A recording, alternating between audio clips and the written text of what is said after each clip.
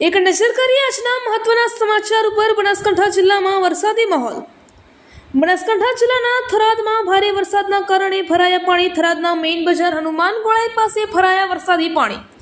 થરાદ નગરપાલિકા દ્વારા કરવામાં આવેલ પ્રી મોન્સૂન કામગીરી ફક્ત કાગળ ઉપર જ જોવા મળી, જેમાં થરાદ શહેરમાં મેઘરાજા મહેરબાન થયા છે। ત્યારે આજરોજ થરાદ ખાતે વરસાદ વરસતા નગરપાલિકાની પ્રી મોન્સૂન કામગીરીની ખોલી પોલ, જેમાં આજરોજ થરાદમાં સવારથી જ વરસાદ વરસતા થરાદની મેઇન બજાર હનુમાનજી ગોળાઈ પાસે વરસાદી પાણી ભરાઈ જતા પાણીમાં ખાડાઓ હોવાથી રાહદારીઓને ચાલવા માટે મુશ્કેલીનો સામનો કરવો પડી રહ્યો છે।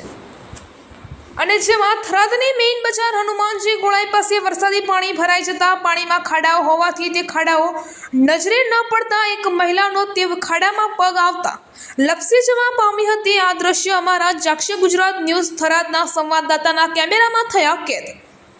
અને પ્રાપ્ત માહિતી મુજબ તે મહિલાને હોસ્પિટલ ખાતે સારવાર માટે ખસેડવામાં આવી હતી અને તેના પગના ઘૂંટણ ઉપર ફ્રેક્ચર થયું હોય તેવું જાણવા મળ્યું હતું।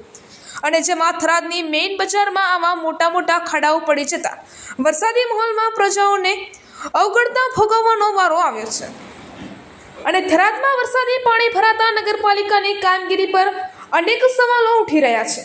જ્યારે નગરપાલિકા મોટા મોટા દાવા કરતી હોય છે ત્યારે ભોખર સાબિત થાય છે। અને જેમાં તંત્ર દ્વારા આ જોખમી ખાડાઓ કોઈનો જીવ લે તેની રાહ જુએ છે કે પછી ભર નિદ્રામાં છે, તેવા અનેક સવાલો ઉઠી રહ્યા છે। અને ત્યારે કુંભકર્ણની નિદ્રામાં રહેલા સત્તાધીશો જાગે અને તાત્કાલિક આવા અનેક ખાડાઓનું સમારકામ કરાવવામાં આવે તેવી રાહદારીઓની માંગ છે।